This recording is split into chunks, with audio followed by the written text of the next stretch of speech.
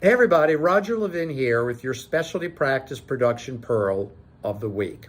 Let's talk about the 1% factor. Now I'm going to start off by criticizing the 1% factor. There are all these books now coming out by people telling you that all you need to do is improve 1% and things will get good. Lose 1% of your weight, get 1% better exercise, 1% better sleep. Everything's always about exercise, sleep, nutrition, that sort of thing.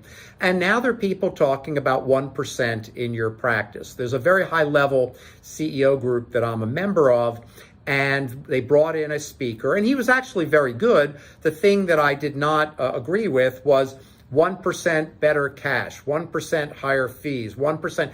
People are using this 1% as to make things sound easy for you, to get you involved or to get you to buy their stuff. But the truth is, it's not about 1%.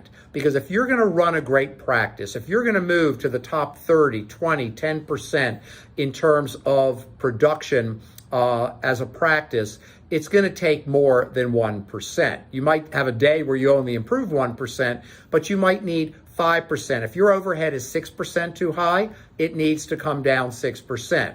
If your production is 8% below where you want it, it needs to go up 8%. So here is a 3-step method to follow. Number 1, set your metrics or targets. We call them targets.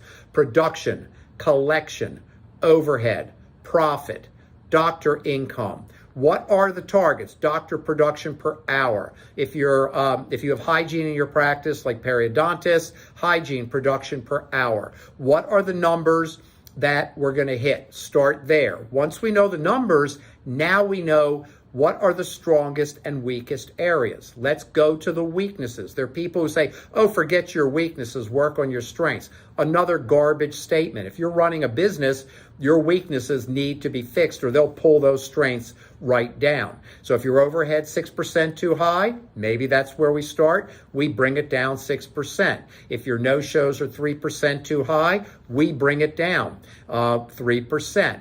In a recent client example, we found that the number of patients calling the practice, that 8% were not scheduling appointments. New patients called and did not schedule. We improved it in 1 month by 6% by putting in scripting. And you can do that too. So pick your weaker areas, know your numbers, and then number 3, make the improvements. Actually make the improvements. So step 1, identify the targets. Step 2, identify the weakest areas. Step 3, you take on those areas and you put in improvement strategies, just like the patients who were calling and not scheduling. Scripting and training of the front desk team took care of that entire problem in less than 30 days with ongoing measurement. So 1% improvement, it's a cute idea. It sells books, it gets you to read the article, it might even get you to hire the firm that proposes it, but it's not going to work. Because rarely is the target that you set and you find out you're only off by 1%. You want improvement? Follow the 3-step method. As always, I wish you increasing practice production every year.